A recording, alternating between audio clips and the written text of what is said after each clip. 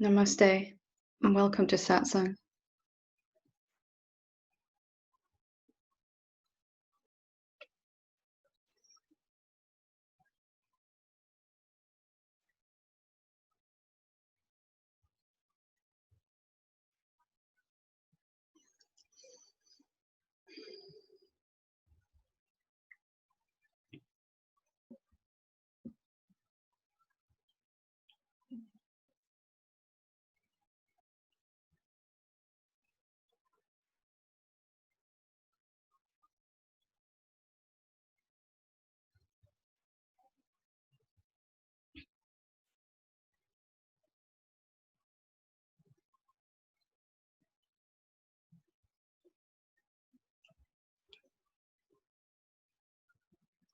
So, welcome to anyone that's joining us for the first time as well, especially, and glad to have you with us. Today, we kind of started this thing last week of doing a guided meditation on these Monday Satsangs, which I'd like to continue today, and just to invite you into an experience of what you actually are, what you ultimately are. And perhaps to see that it's not so difficult as you might believe it is to experience that real self.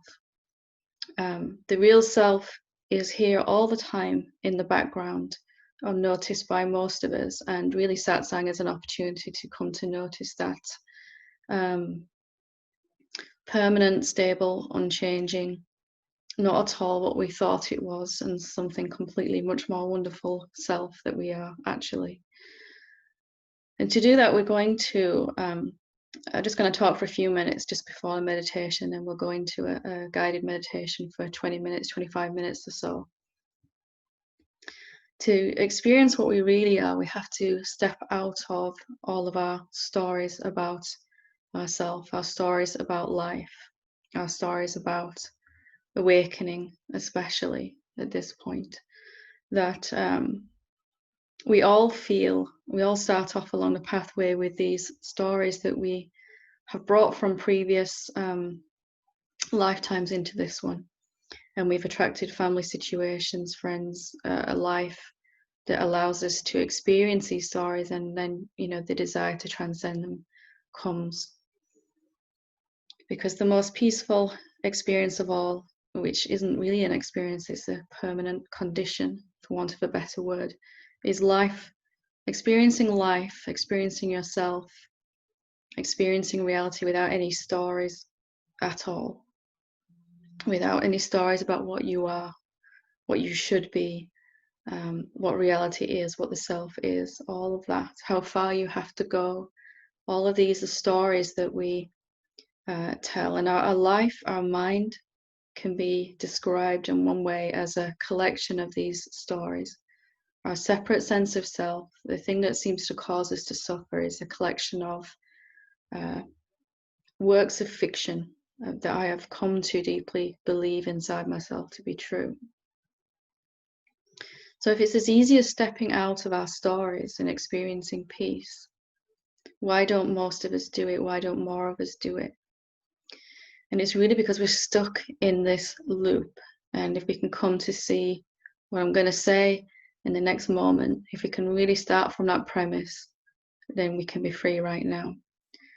Most of us are believing our stories and have a loyalty to them, an allegiance to them, and find them greatly difficult to give up, because we're believing this idea that I believe this story because it's true. It keeps happening to me.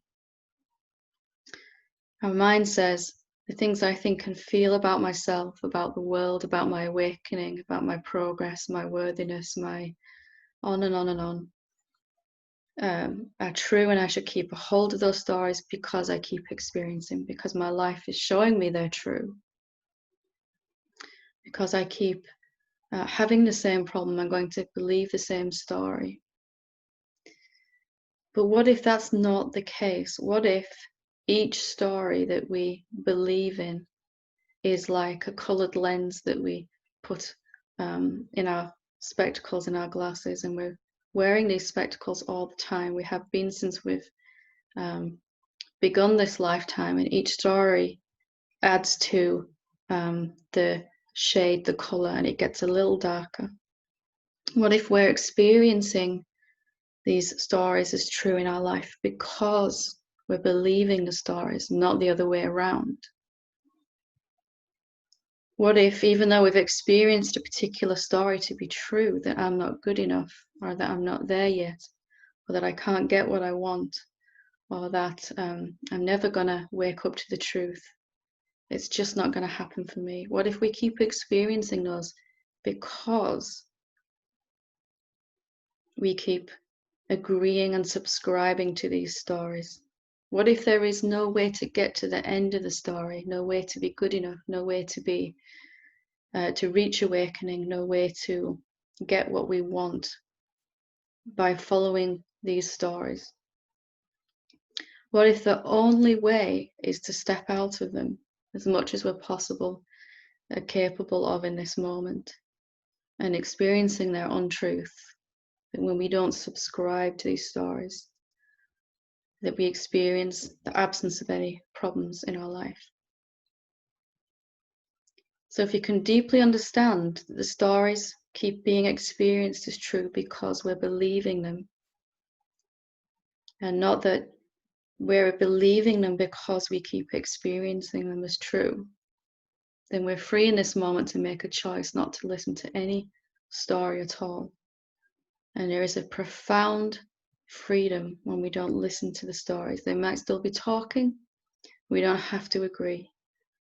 Just like any of the great works of fiction, our life has become this, the life and times of, and fill in the blank your name. But what's going to be on the next page? What's the next line that you're going to write in the story of your life? Could it just be that on Monday, the 17th of August 2020 at 11:09 UK time, I stepped out of all my stories, all of them. And then you have a blank page. And then you don't have to keep experiencing the stories. You're never going to come to the end of them if you try to follow the story to its end. You've ever seen that movie, The Never Ending Story? That really is what is going on inside most of us. And no awakened being has ever managed to get to the end of those stories. They just decided to step out of them, and then they stopped experiencing them. No matter how long we've been experiencing something as true, it really isn't. And we're so powerful as the self, the real self, that we immediately experience any story that we buy into. And we keep buying into the stories because we're experiencing them. And we keep experiencing the stories because we're buying into them. And around it goes. So what's life like without any stories at all? What's the experience like in this moment when there's no stories being agreed with? It's just vast spaciousness that is you, in which your body is appearing, and all of this, and utter silence and peace. We can experience that right now to the degree that we're willing to step out of our stories. So let's put this into practice. Let's see what stories come up. Whether we want to call it meditation, or we can just call it unsubscribing from our familiar stories. So if you want to join in with me in this, you're more than welcome to experience, to whatever degree is possible right now in this moment, your natural state where there is no story, no words, no patterns, nothing that can describe you at all. There is just you. It doesn't necessarily mean the stories go away. Something might still be talking. You can just allow that to talk inside, just a voice talking in the vastness. And there might not really be anybody listening to subscribe. So with your eyes open or closed, whatever you want to do, you want to join me in this meditation. is just simply to sit quietly in whatever position you feel comfortable in, and just to notice, just to listen, just to wait for the stories that happen. Stories will come as we sit in meditation like this. Maybe the first story will be, I'm not going to be able to feel peace. I'm not going to be able to do this right. And if you just choose to unsubscribe from that, but if you are so complete already, you don't even need to reach for peace. What if the very effort to reach for peace is what's disturbing you right now?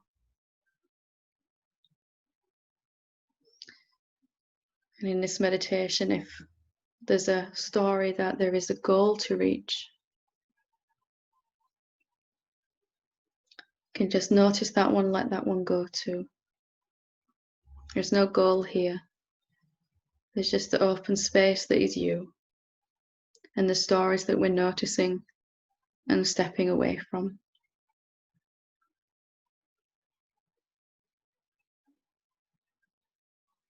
Thoughts may arise. Story may be suggested that that shouldn't be happening. And what happens if you let that one go too? Thoughts are there, they're there. Doesn't matter.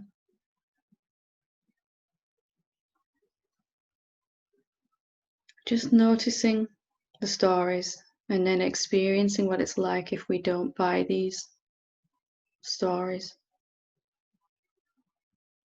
This isn't going to work for me. I'm not sure I'm doing this right. I keep getting distracted. That shouldn't be occurring. All of these are stories we can notice in meditation. And just choose to let them be. Don't have to buy them. There's no goal here. There's nothing for you to achieve. There is nothing to become. There's just you being you, and gradually experiencing more quietness as you just leave these stories be, as you just leave these familiar tales. Let them run if they're running. Just leave them be.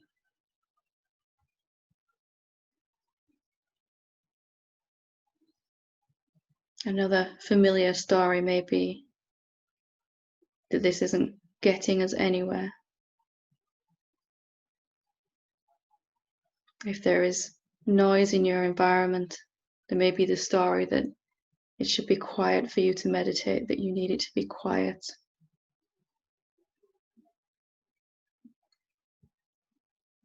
Each moment is an opportunity to step out of our stories, to experience life, reality, ourselves, as we are in this moment without any stories.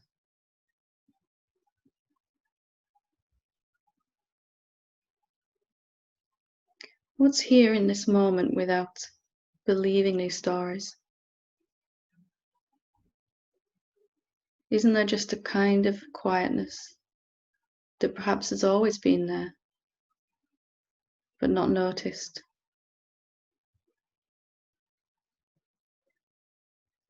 This is you without your stories. This is you without the story of your progress.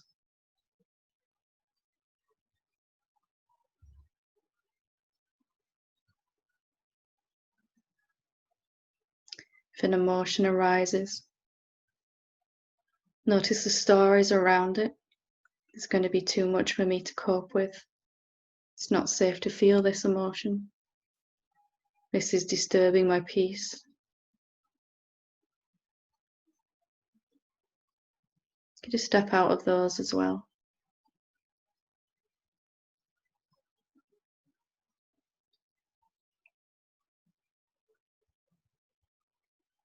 If there's pain in the body or tension, what's the stories around that?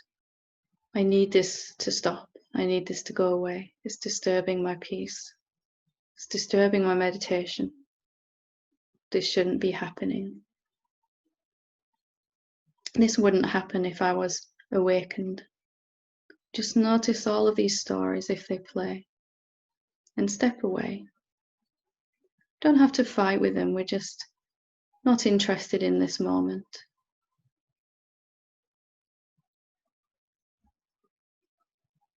What's it like to be already free? To have nothing apply to you, no limitation, no story.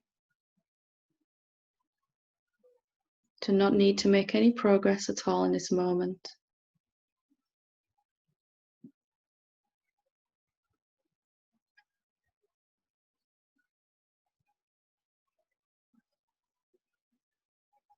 What's it like to step out of the greatest story of all?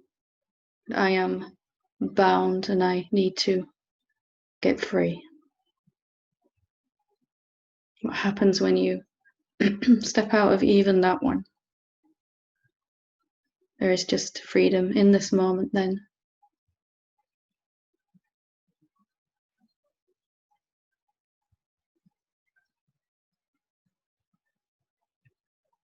Again, just listening to the stories, noticing what stories are playing. Not sure I'm doing this right. My attention keeps wandering, I must be doing it wrong. I listen to a couple of stories, I'm not supposed to be doing that. All of these are just things we can step away from. I'm sure other people are much more peaceful than me, having a much better experience than me.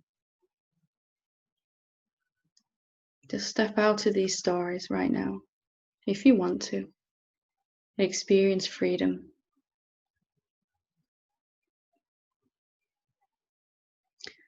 I'm not good enough to reach enlightenment.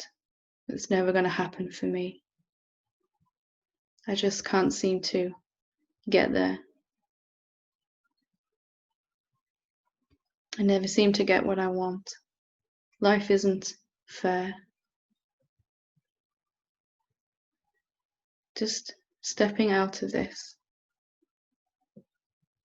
What's here in this moment without our stories?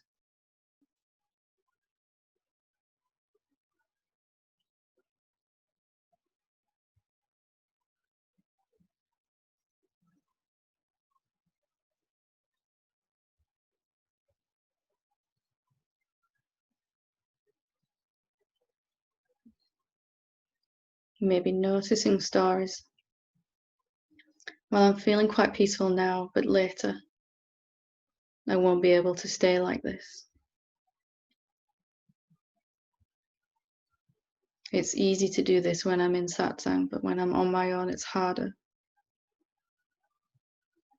If we buy these stories, we know what's on the next page.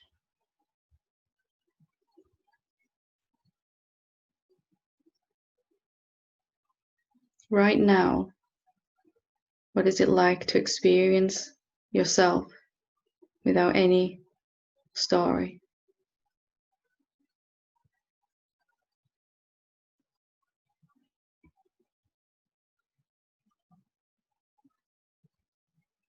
What does it feel like to be free already in this moment?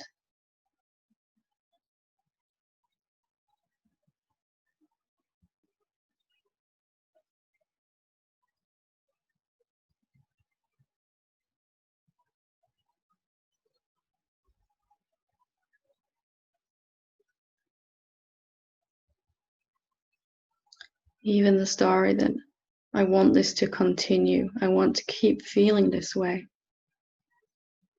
I'm going to lose this later.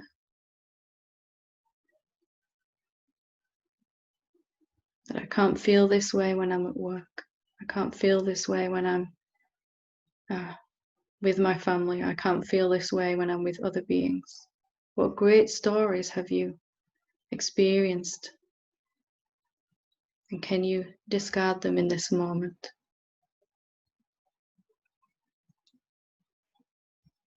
as if our life was an exploration of the stories that we have believed and an opportunity to set them aside.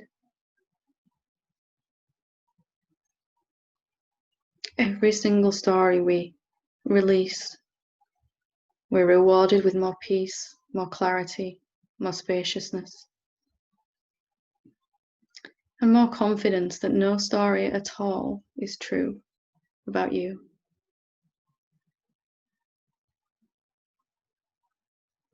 You're not on a journey.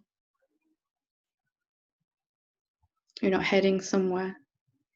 You're not succeeding or failing at awakening. You are already that awakened state, recognizing itself.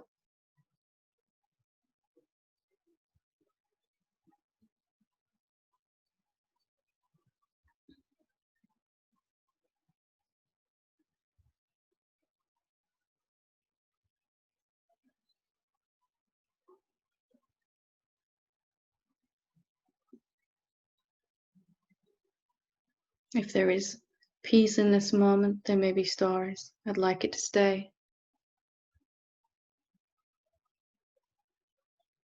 Just unsubscribe from even this.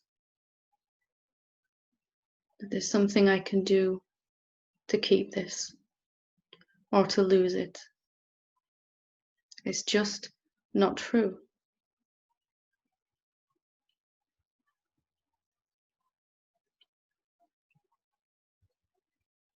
Whatever story we believe, we'll experience immediately.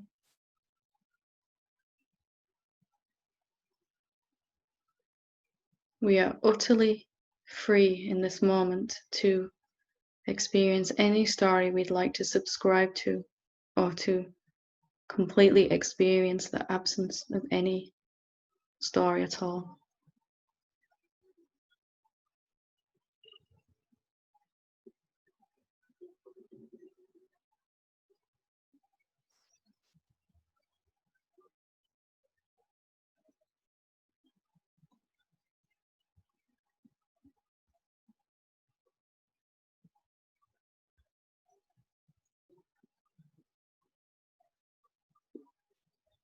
There isn't any story that can define you. You're already the awakened state. You don't need to be worthy. You don't need more practice.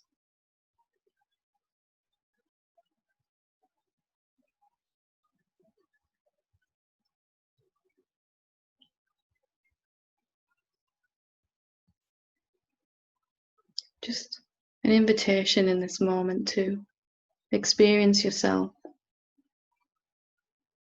unfettered and unbound and unrestricted and unlimited,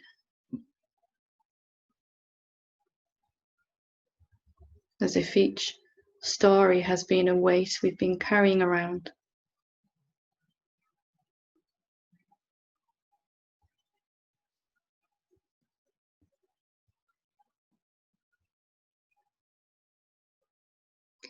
And as we let go of these stories,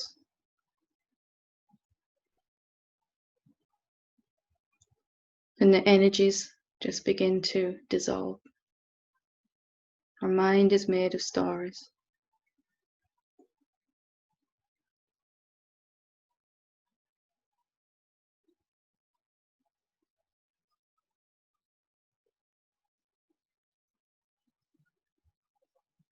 What stories are being suggested to you? Well, it's fine to feel this now, but when I have to go to work later, I can't be like this.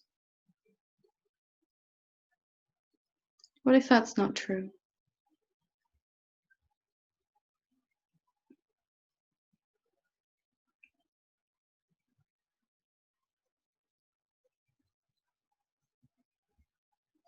In this moment, we're either experiencing ourselves as we are,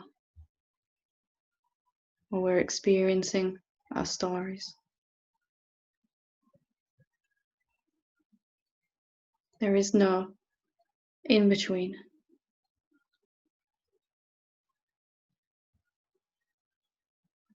Even this greatest story that I must wake up, I must break free, I must come out of this illusion.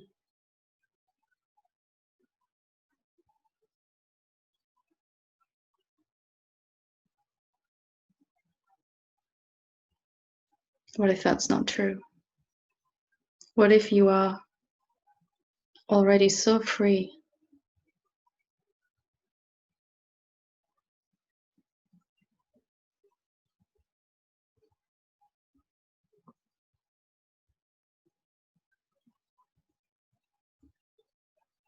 Just taking this moment to experience life without stories.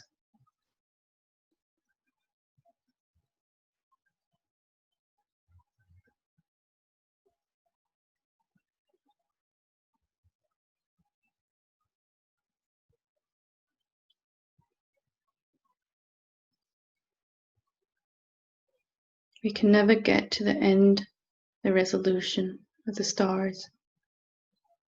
We can simply step out of them instead.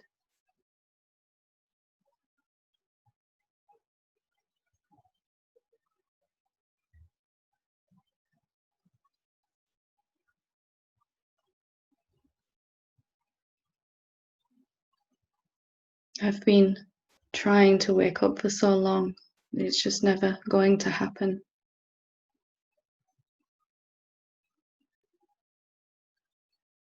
What if that's not true? But if you've been experiencing it because you've believed the story and not the other way around?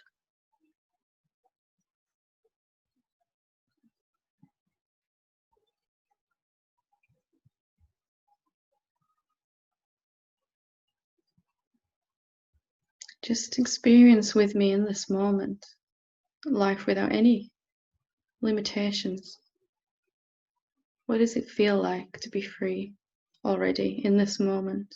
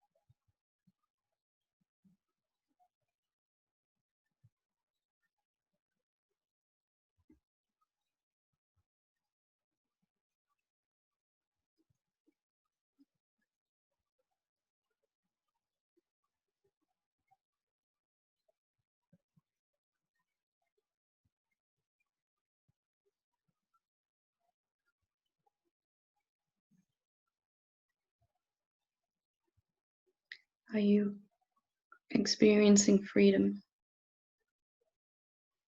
Or have you picked up a story? And if so, can you just discard it again?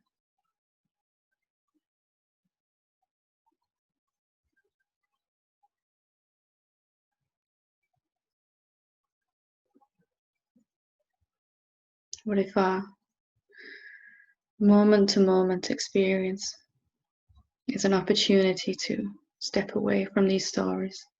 Not because they're wrong, just because we know what happens if we go that way. And we'd simply prefer to experience freedom, to experience quietness, to experience peace.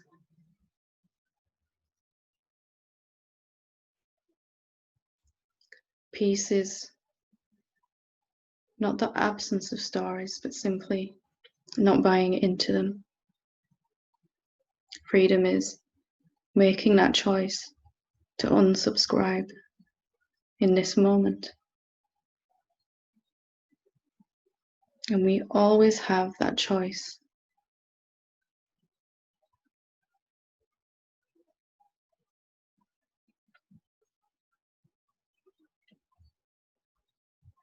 You can just step out of time and progress and becoming and needing and wanting and not being there yet.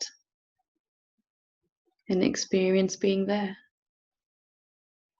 right now.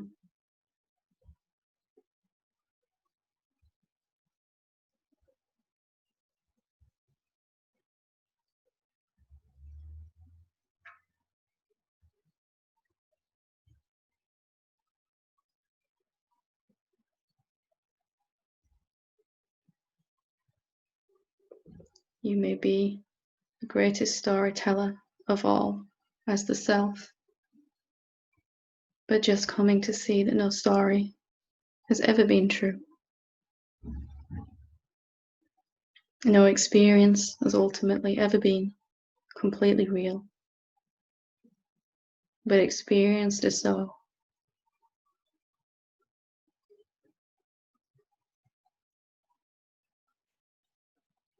The only reality is you.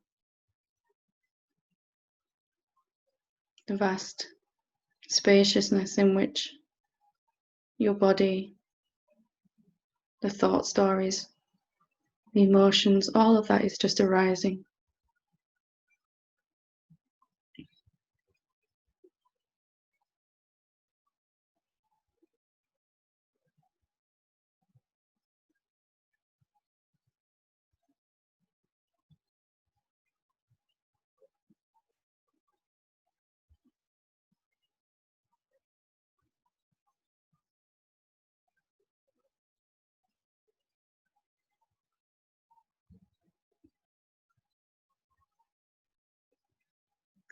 So in a moment, we're going to bring this formal meditation to an end. But just because we may begin to ask questions, to listen to dialogue, to open our eyes, to move around, we don't have to pick up these stories again. What if you stayed in this meditation even with your eyes open, even while you go to work, even while you interact with your family, even while you meditate later, even while you self-inquire, all of it. Very simple way of moving through life. Just watching for the stories and unsubscribing. You can never fix the stories because you can never get to the end of them.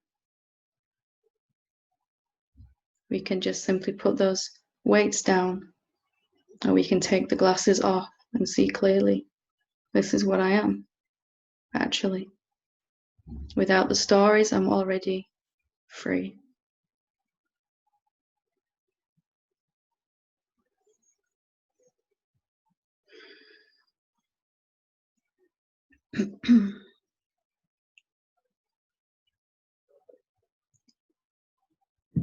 So I hope you enjoyed that time, that experience, and that I hope you would like to stay like that forever. And of course, at some point we're going to pick up some stories again.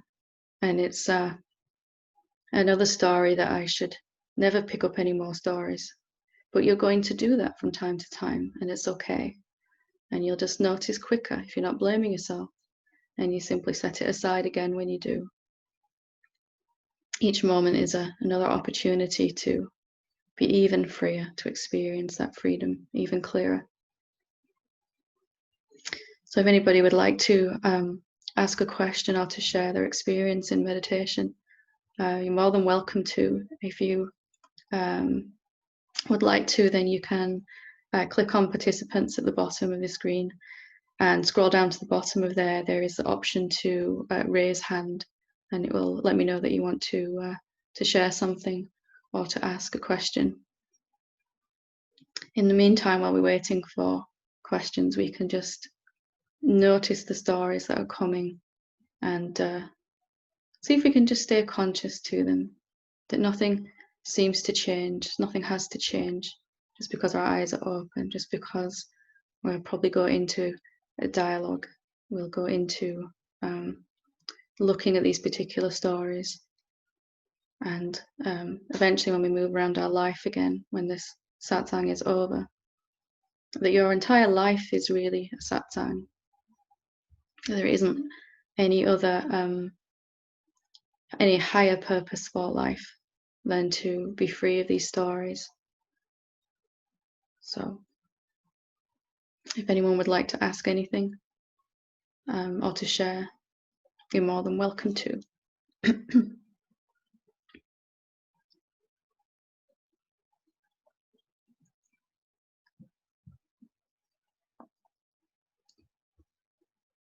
Nobody's got any stories playing now.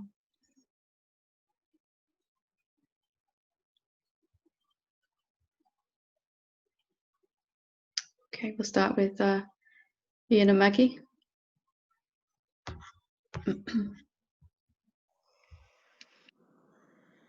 I've had about 1 million stories this week. Only 1 million. All in a big mash of gunk.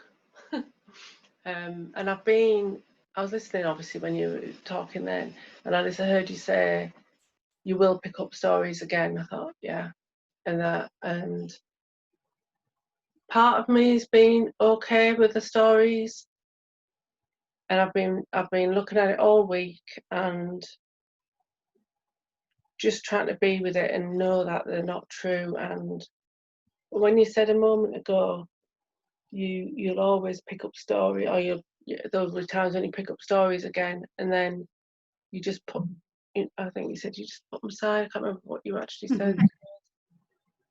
And I've been doing that, but then they're still there, and I've been doing that, and I know they can't affect me, and the seeming that they are is okay, but. So, what are you asking? Are you asking I don't know. How to get out of this? Well, I just kind of I've been applying, so to speak, everything that I've always done, and in the meditation there'd be real peace, and then there'd be the niggle, and then there'd be real peace, and then there'd be the niggle, and I've been able to not just accept that. Oh, it just feels like that. It still feels an impact. So yes. Okay. Wherever we're still buying these stories, where we put them down and then pick them up again, and the Velcro stories, Yeah, flypaper stories, it's where we still haven't seen what I was saying at the start clearly enough, meaning I'm believing a story because it feels like it's very real. It seems there's a loyalty to this story because it seems very, very true. Why? Because I keep experiencing it. So we'll keep picking up certain stories again where there's a loyalty to them because we haven't looked but I'm experiencing this in my life because the story is playing in here, not the other way around. That hasn't been seen clear enough when there's allegiance to a particular story. Some things it's easy to go, that's happening because I'm buying this in here, and we go, okay, I'll just drop it. Other things we need to sort of look clearer and clearer and clearer and say, it seems so real. I keep experiencing this thing. I keep experiencing losing my peace or whatever it is, because of this situation or this person or this thing or that emotion that comes up. We can see clearer that it's the story that is actually creating the experience. They're one and the same. The story and then the experience of that story are the same one thing. So we can't agree with the experience and put the story down. It's just not going to happen. We have to keep looking, showing ourselves, proving again, I'm experiencing this because of this thought, this story, this repetitive pattern. All of us are stuck somewhere in this experience of experiencing the same thing over and over and over again, even failure to awaken itself, or experiencing it and then seemingly losing it because there's a story in play. But we have such loyalty to certain stories because we've been experiencing for who knows how many lifetimes, Mm. you know. And you can't ever solve it that way, can you? You can't get to the end that way. The story is going to be experienced real. I need to wake up. I keep losing it. My peace keeps getting disturbed. There's only one way out of that, and that is to see I am already inherently peaceful and free without the stories. And that I cannot play with this story without experiencing it. It's just not possible because we are so powerful. Okay, thank you. Just to look clearer at where we keep picking them up and that we are still believing them because we're experiencing them. And recognizing Okay. it's the other way around. I'm experiencing it because there's loyalty to it. No matter how real it seems, there isn't any story that's true. But we'll experience them as completely true because we are the infinitely powerful self already. Okay, thank you. Very good. It'll help everyone that, so thank you. Okay, Kate. Hi. Hi, how I'm you keeping doing? Good, good. I'm keeping my camera off. I'm still in bed. No I was problem. up. I was up for a bit, but I got back into bed. Um, so I'm experiencing a lot of joy, right? And the feelings, like the physical feelings, are kind of, like really, really pleasant. Like really kind of like a buzzy feeling in the body, and excitement, and kind of, just really nice.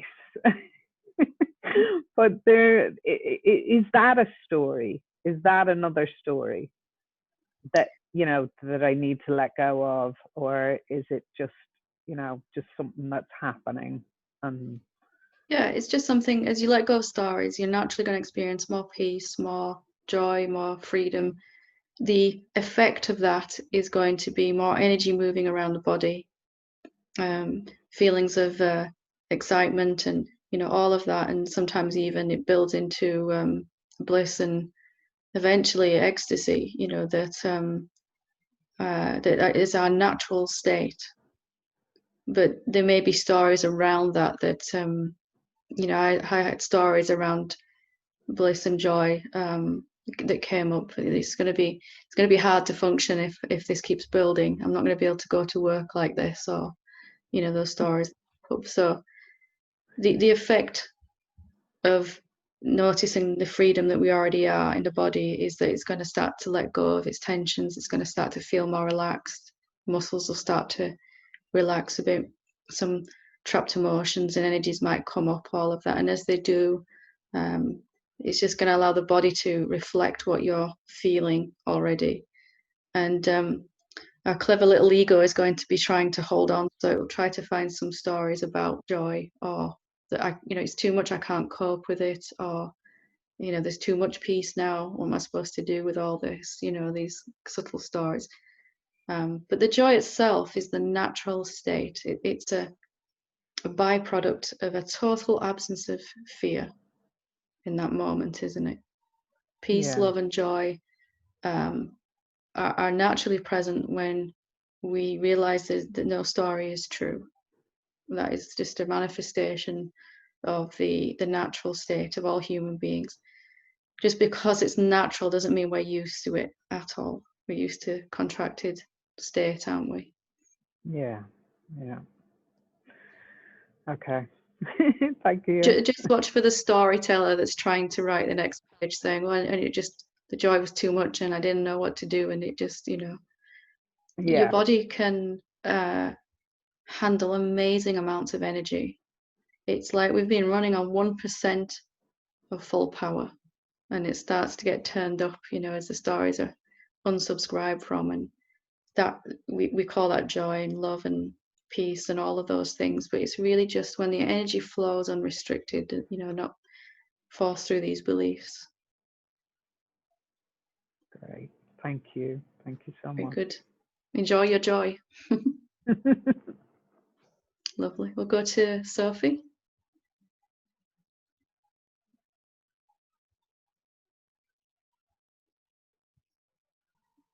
Hello. Hello. Hiya. Hi. How you doing? I'm okay. Thank you. That was really deep, beautiful. Thank you.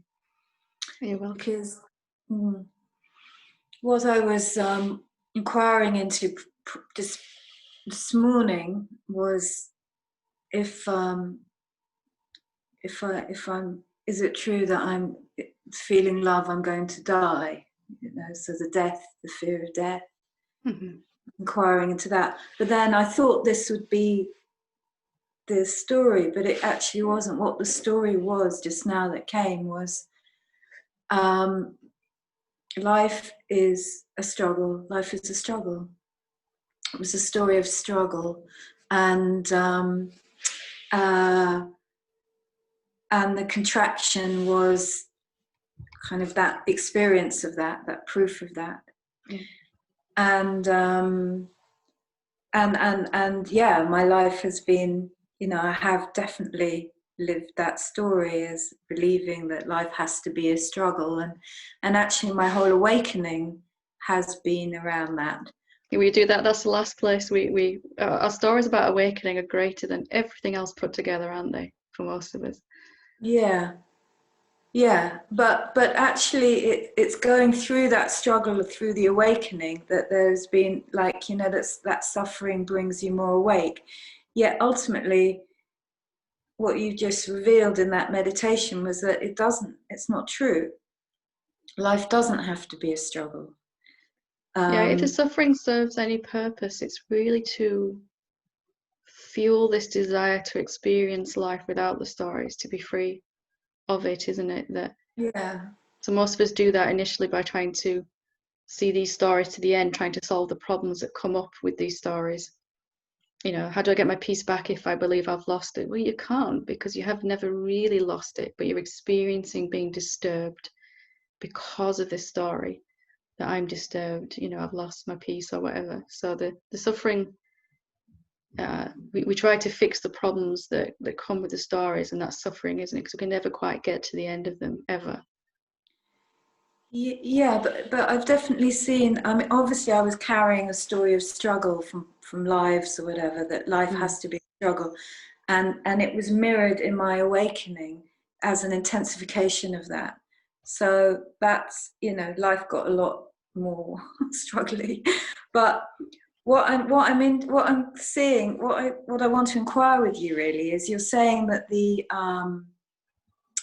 fixation on the story is because of the experience of it, because we believe the experience, then that perpetuates the story. But is it a bit more something else as well, that not just the experience, but the kind of core, there's something in the ego that unless it buys into the story, that really is going to be its you know, it feels like it's going to die, unless it believes it can hold on to these constrictions. Not so much like, there, see, your life is a struggle, therefore I'm convincing myself. It's more like, unless I hold on to this, I don't know who I am. You know, I don't know. Exactly. I don't know how to, who I am in freedom, who I am in peace. Who am I without my stories? Well, that Yeah, can who either am be I? really exciting or terrifying. To the self, Yeah. it's really exciting.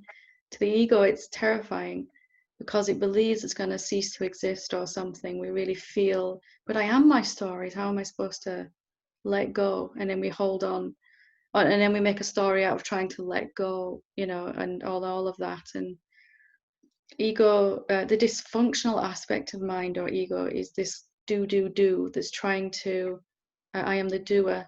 You know, I believe I'm a separate being, And then I see all those problems in my world because of that false belief that I'm a separate being. And then I try to fix these problems, which creates this sense of trying to do something. And the more I try to do something, the more I disturb myself. So it goes around and around. And for me, there was a mixture of, okay, if I just step out of these stories, they're never going to get solved. That was the first thing. You can't just walk away from them. How are you going to fix them? That's just irresponsible or something. And then there was the other, well, who am I going to be without that? Without these stories? And can a human being really live without any stories permanently? Is that even possible? All this kind of stuff came up. And in the end, I was like, well, I'm going to find out actually. And let me just find out for 5 minutes in meditation. And if I like that, then I'll take it out into my life. And, it's not an all or nothing thing. Just unsubscribe from one of your major stories and see, does my life get better? Does my life improve? Is there more peace? Is there more abundance? Is there more happiness? Every time we experience, yes, So, and then ego just sort of loses this. We see that ego is a bunch of doing energies, and as we just step out of the stories, these energies dissolve, and then what's left, ego becomes this. It doesn't die, or it didn't for me at least. It just turns into this functionality, this personality, so we can have this conversation right now. It's never died. It's just, it got untangled from this big knotted ball of I don't know, contraction. It was just this big contraction of fear. Years ago in a satsang, we called it a hedgehog, hedgehog of fear, because it rolls into this ball to protect itself, and it just kind of contracts then, and it can never get out of that because it believes the story is a real ego or mind, whatever we're calling it. So just to notice when that resistance comes up, that I won't be me without the stories. Well, you can still experience life through the stories if you want to. It's an option then, though. You don't have to. That's the difference. I could really experience my stories now if I really wanted to try, or I can experience life without the stories. Nobody's going to force us, not especially not the self. So what's it like if I let go of these stories bit by bit? And then if I get, if I see that that's bringing more and more joy, I might just feel brave enough to let all of them go as much as I can in each moment. And to see that I'm more me, actually. Every story I let go of, I'm more myself. I feel more real. I feel more stable. I feel more peaceful. I feel more whole. I feel more joy and, all of that. And I actually experience more abundance, and all of that happens without the stories. But the actual reverse is true of what we're scared of, what ego says, I'm not going to be me. Well, is my life actually getting better the more I let go of these stories? Am I actually being more myself? It's one of the great stories, isn't it? It keeps us suffering. It's not safe to let go of these stories, or I don't even know how to, or all of that.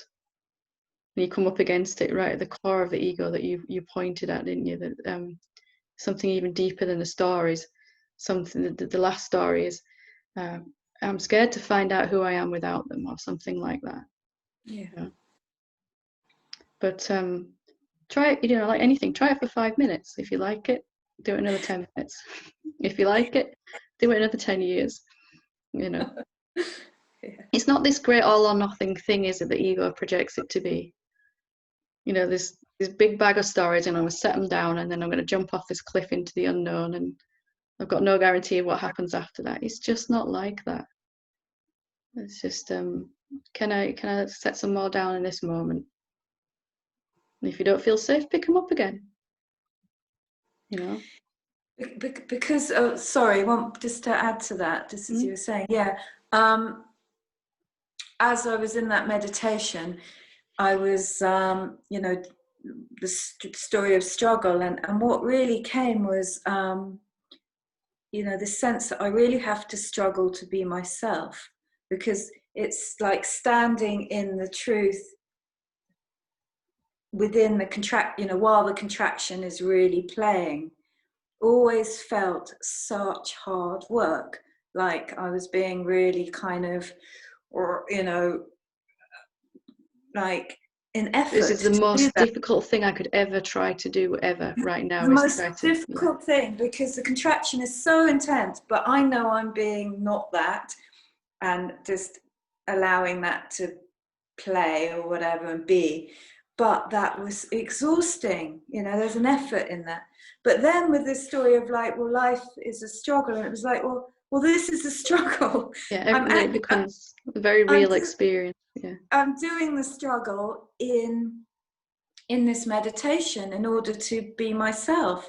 But I'm now realizing that life, that's a story I've taken on, that life is a struggle. So being myself is not necessarily a struggle. what Being if it's fun, myself, effortless and easy? Yeah, and I've been yeah, experiencing it otherwise because of this story.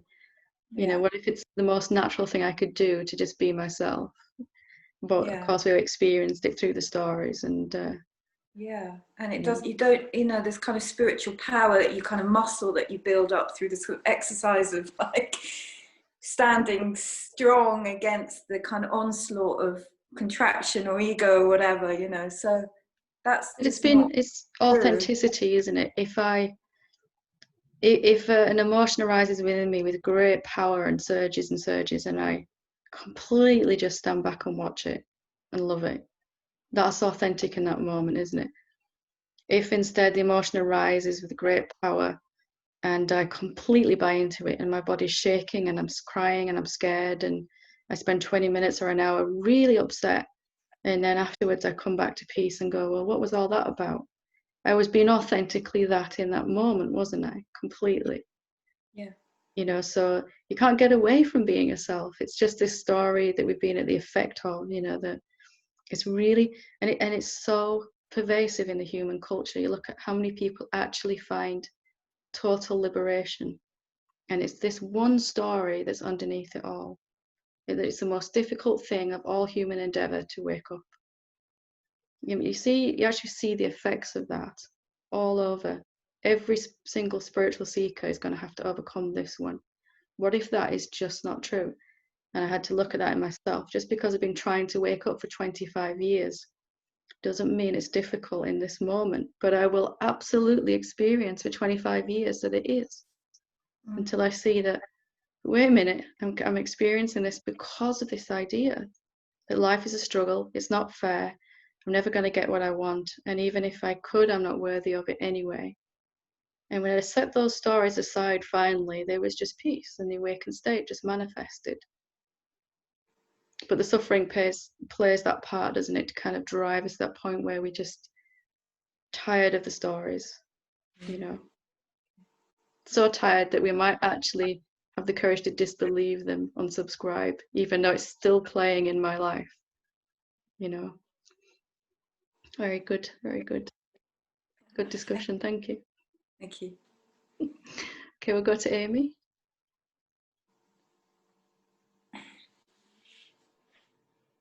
Oh, the way there. Hiya. Hi. I was just wondering, it's just a quick one actually, a practice question. Because my system's been so trained to go into kind of the alchemy and dissolving, I find sometimes when I sit to be, all this practice is always going on during the day, but like when I actually sit down and do a practice, I find that my awareness is kind of wanting to go back to kind of being with things that are coming up, to dissolve them, and so that takes me away from kind of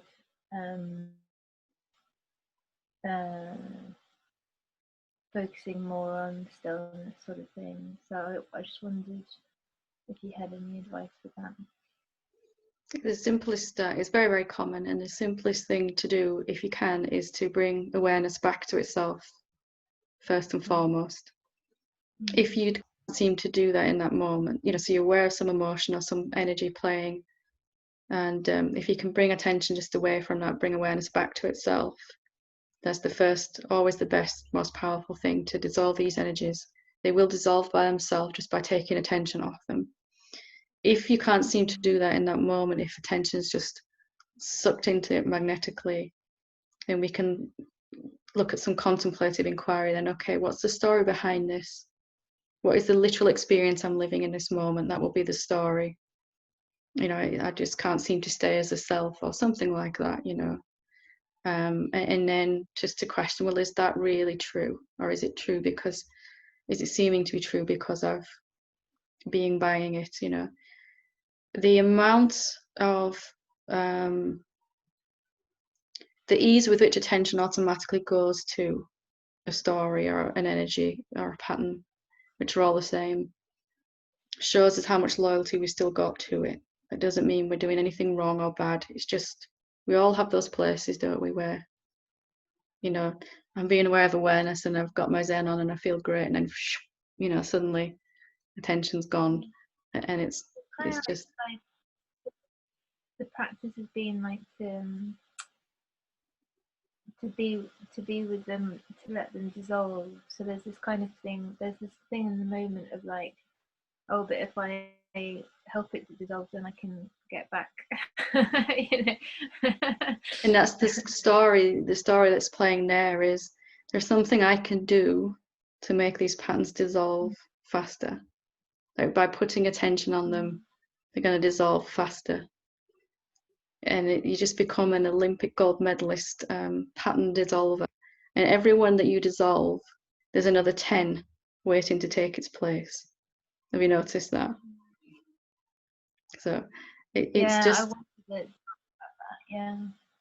so if you see, like, It's, the most powerful way is always to take attention off it if you can. How do you stop being affected by the program that's playing on the TV? Well, first and foremost is switch it off, walk away from it if you can. You know, if you still find yourself arguing with the TV, then look at, well, is it really true what's being said here? What's the story what am I very literally experiencing here? If I feel I can do something to dissolve these energies, then I'm going to make myself into a doer that has to keep doing. There'll be endless patterns arising and never getting to the end of them, because I believe I'm the doer. You know, through bringing attention back to what's real, the self, or through contemplative inquiry, we're only seeing, we're not doing. I'm asking a question, is this really true? And then I'm seeing if it's true or not. I'm not doing anything. It's a very subtle one, but it's a powerful story nonetheless. Big one. Yeah, it's quite a big one. Yeah, I have to. So what in that moment, because it is a big one. What can I ask in that moment? Then is it really true I can do anything to get rid of these? You know, just because I've been experiencing that working, and that I'm doing something, have I ever really come to the end of them? Am I really doing anything at all?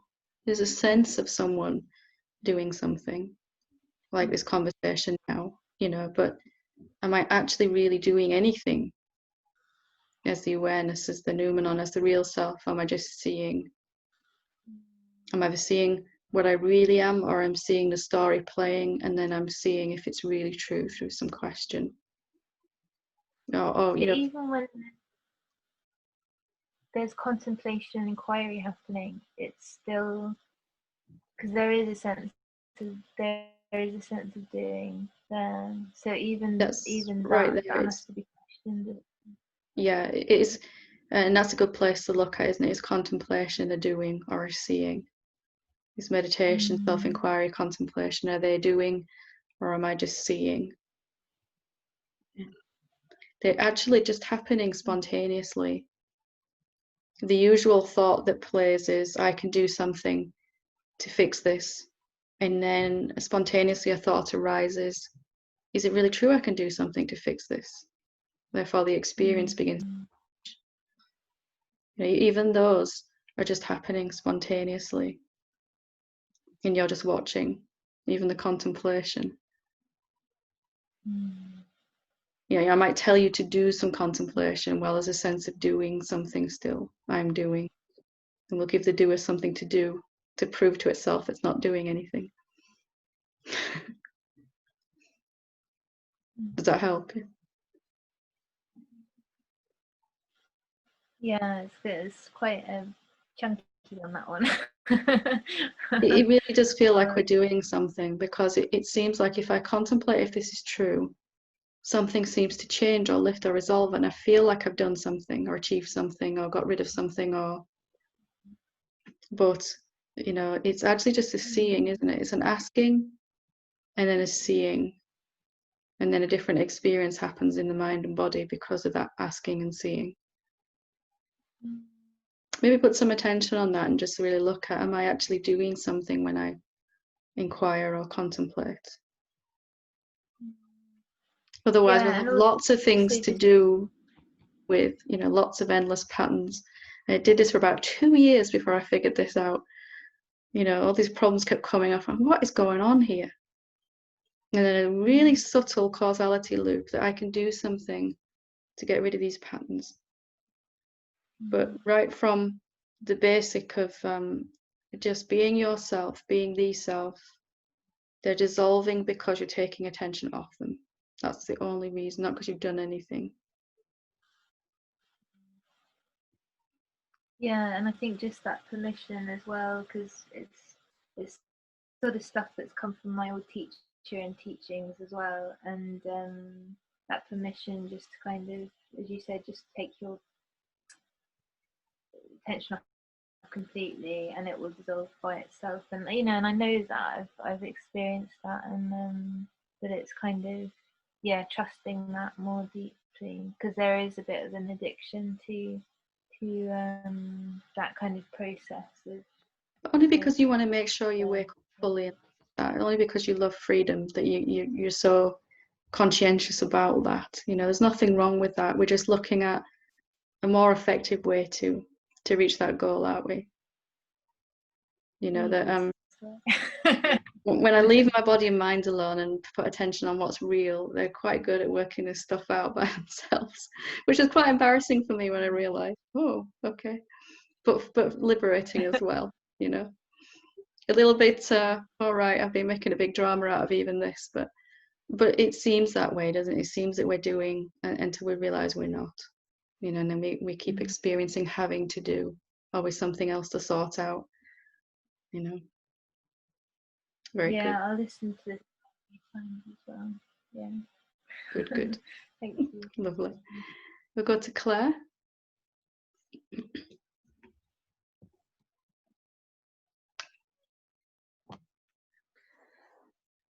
I don't know whether you've kind of answered it before, but at the minute I get these stories, you get the stories in your head, and you start playing with them, and you have the other bit players in there, and he said and she said, and it gets very involved. And then you sort of think, because you're playing with these stories in your head and getting really involved in them, then you go, well, you're going to manifest some negative. You're just going to make things worse, you're going to make things negative, you're going to manifest some disaster in your life or things, because you're getting so involved in these stories in your head. And then it's really hard then to sort of go 5 steps back and start with the questions and is it really true, and what are you afraid of, what is there to fear? But that, by which point I've had this huge story happen and some outcome happen that hasn't really happened, because I've just got myself so deeply in it, and I can't explain it, but it's just really, you know, getting involved and making other people, and getting other people involved that are not you know what I mean, and yeah, I don't really know what my question is, but it seems to be that I'm getting very involved, and I'm afraid of manifestations of things and stuff, and then can't come back to the question. Okay, can you start off by just accepting that might happen again for a few times, and it doesn't actually change who you are. Yeah. So you can relax, and you know, if you get others caught up in your story for a little while, I'm sure they'll forgive you, because they probably don't even notice, because they're probably caught up in their own stories too. And it's enough for me that you're trying to come out of them, and hopefully it can be enough for you that you're trying to come out of them. you're not responsible for whether you actually succeed in buying the story or not in that moment. All of us are only ever capable of generating the urge, the desire to want to experience life without stories. The actuality of it, the result, is that you might end up buying a story where there's been a lot of loyalty to it, a tremendous amount of loyalty to it, because we didn't know it's the other way around to what we thought. We didn't know I'm experiencing the story because the belief is in there, the story. So if we can just, for a little while afterwards, that's still going to play, isn't it, in some areas? Yeah. They're called our karmic patterns, our vasanas, our samskaras, whatever we're going to call them. There's certain areas for every human being where we still listen to stories, as we said with Maggie at the start. And you forgive yourself for that. Awakening isn't the absence of listening to stories. Awakening could be described as completely allowing whatever happens in this moment. So if I buy this story and I get all tangled up and constricted for a whole day and a half, so what? Yes, I would prefer that didn't happen, but it did. So what? Yeah. It's enough that you're trying to come out of it. And that desire in itself will have to manifest if you don't keep blaming yourself or saying that you're doing something wrong because you bought this story and got into this contracted state. Nothing has happened to you even then. The mind and body experience contraction and negative emotions, all of that, but nothing has happened to the silence in that moment, has it? Hasn't affected the real self. No. And is the silence ever going to say, you shouldn't have bought that story? Why did you keep doing that? It's just not going to do that, is it? No. It's just another story, that, isn't it? Now I know that the stories aren't true. I should just be able to step out of all of them instantaneously. That's the greatest work of fiction ever, isn't it? Yeah. What happens when we buy that one? Well, we're all probably living that right now, to some degree. So can you just forgive yourself? Take a nice deep breath. And it's just, oh, well, that was an interesting day, experience being completely contracted for the entire day or week or whatever. But nothing actually happened to you. Your experience might be of that, but nothing happened to you. The silence is still there underneath. Therefore, you can let go of what it means. It doesn't mean anything to an awakened being. If I went out there and had an argument with someone and got really upset and really felt really bad, in tears, and really tried hard to sort it out, and the person didn't like me and told me they never want to see me again, my body and mind might experience some real negative emotion, but there wouldn't be anything inside. I might even try to resolve it, all of that. There wouldn't be anything inside that said this is not how it should be in this moment, or that this means I'm doing something wrong in my awakening, or whatever story comes. I should not be doing this. I should not be buying. I should not be experiencing this. It's the greatest story of all, isn't it? In each moment, you're going to experience what you're experiencing. It might be peace, it might be contraction, it might be a mixture of both. And it can be a total allowing of that. You are also a human being with some karmic tendencies that you're still working through. You're self-appearing as a human being. Yeah. Give yourself a break. It's amazing that you're in satsang, isn't it? And that you're coming to this realization and coming out of it. That is, and then we forget that wondrous miracle that we're even in satsang, and we go, I should be doing it faster. Why is this still happening? Yeah. The awakened state is not total absence of contraction. It's just not saying that means anything when it happens. And by doing that, the contractions stop. Yeah. Thank you. The very moment you say, in your powerful energy that you are, the very moment you say this should not be, guess what happens? But say it can be. Okay, so it happened. So what? Doesn't mean anything. Doesn't mean I'm failing. Doesn't mean I'm unworthy. You know, we all have this idea somehow that awakened beings never experience any contraction ever again. And somehow they have this magic switch that turns it off. And it's just not like that. It's like they just let go of what it means, the stories around it. So what? I bought this story and I really felt terrible, shocking for a whole day. And I was really angry and irritable with everybody. And then, okay, it doesn't mean anything. It's just what is, isn't it? Yeah. Very good. Much happier now. Yeah. Okay, we'll go with Steve, last but not least. I Hiya. been having a change round, can you tell? That's why you've been Oh, yeah. on. Yeah. Hi, Gary. Oh, yeah. Oh, can you see him? Yeah, just about. I thought I didn't him. That's why I've had it blank. Anyway.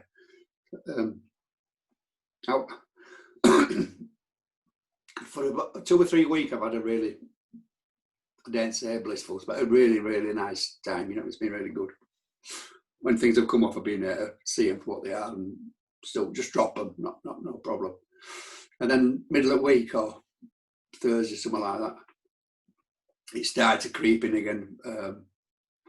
A discomfort, sort of moody sort of feeling, depression, them sort of feelings that I get again. Yeah. And I thought, I'm ready for you all this time, you know what I mean?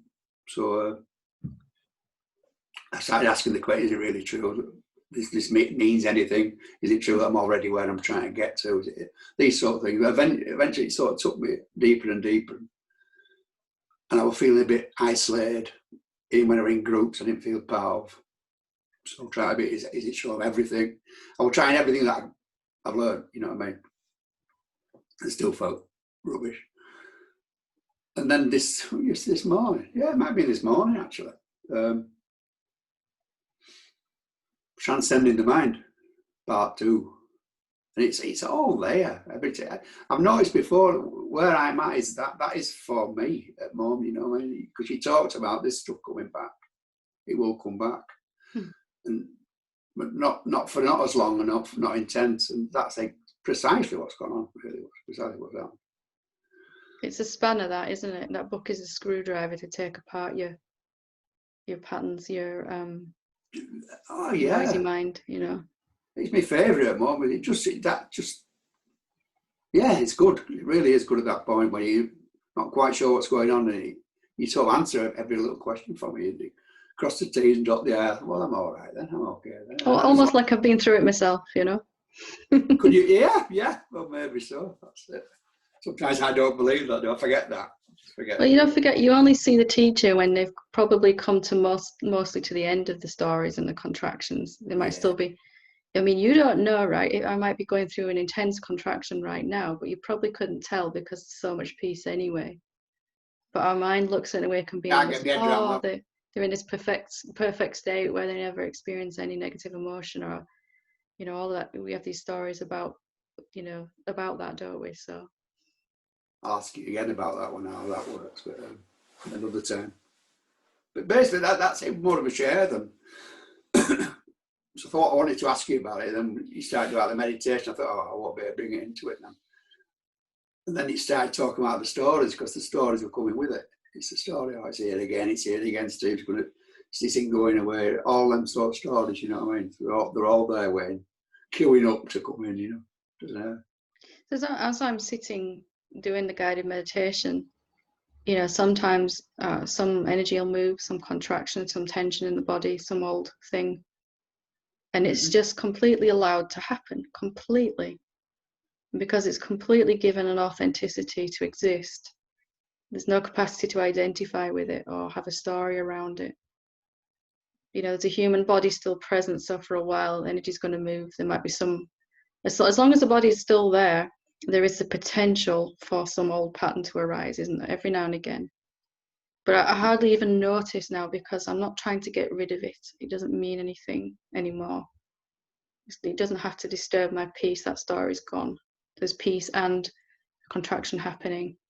You know, sometimes I've held satsang in situations where I would have normally had to go to bed and lie down because, you know, as a separate being, because I just couldn't cope with it. But it's just going on in the body and just allowed lovingly, and it stops when it stops, and it doesn't mean anything.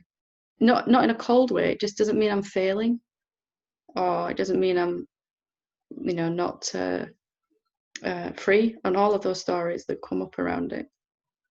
And you'll be walking around the supermarket and you'll be feeling this contraction and this emotion, you're just totally letting it be, totally, not having to do anything with it at all.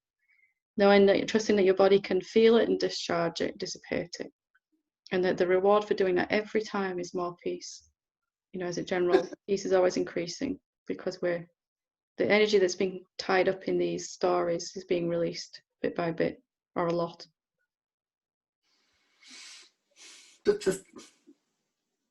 The thoughts are like one thing, and emotions, I suppose. But this is more like a sense, a mood. It's a general energy, isn't it? There's a kind of... Go on then. Yeah.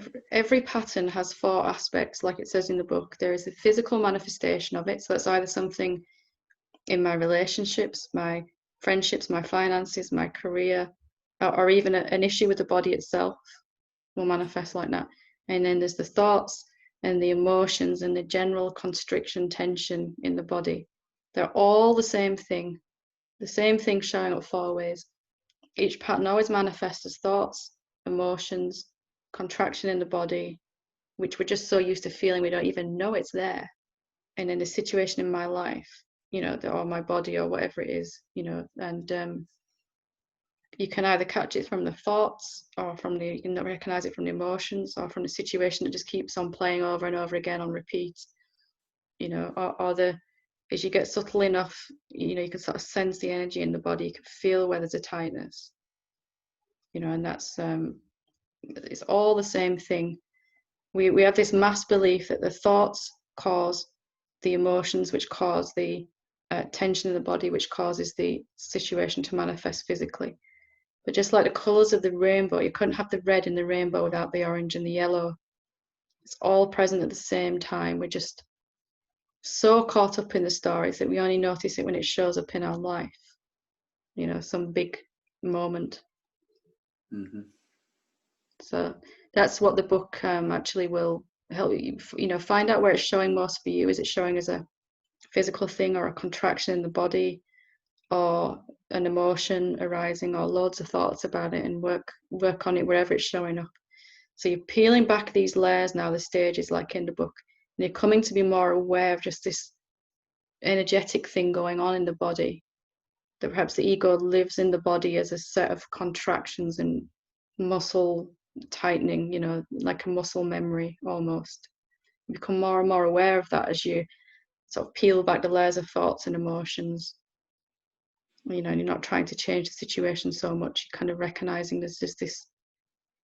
I just recognized my body was completely tense, completely. You know, from the effects of fear and trying to do something, and you know, I'm the doer was just like my body was just so. And you just become aware of that, don't you, as you kind of get down into the more subtle layers of ego. Something like that. I'll listen to it again.